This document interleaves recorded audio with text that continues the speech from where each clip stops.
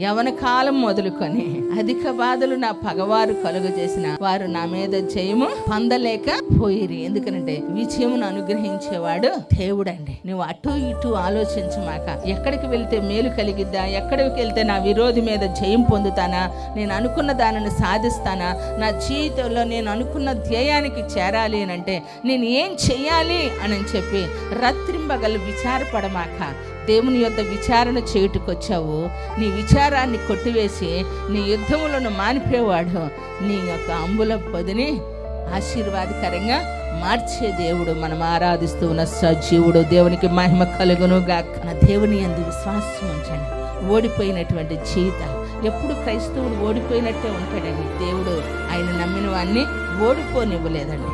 వాటి మధ్య, అపజయాల మధ్య విజయం గుండా నడిపించటమే క్రైస్తవ్యానికి ఉన్న బలమైన శక్తి. కొట్టు చపట్ల గట్టిగా.